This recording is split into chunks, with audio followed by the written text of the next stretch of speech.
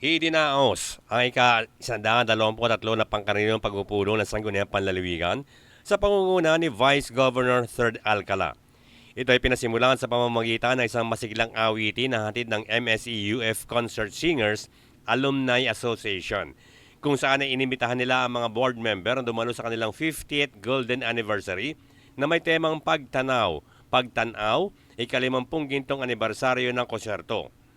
Samantala bilang pagkilala sa kanilang natanging serbisyo ay binigyan parangal ang Sangguniang Panlalawigan sina former QPP o Provincial Director of Police Colonel Ledon Monte, Major General Roberto Capulong, Brigadier General Erwin Aleya at Brigadier General Cirilo Balaoro Jr.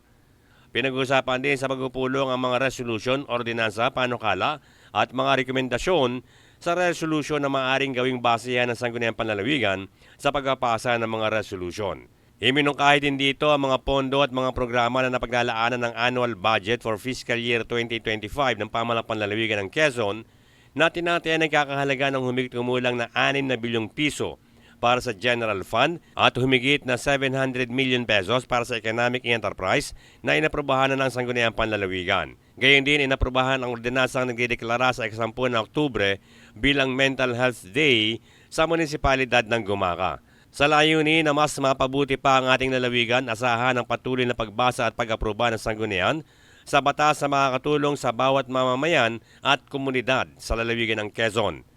Bert Abrigo nag-uulat para sa DCDG 96.7 Destiny Radio at your service.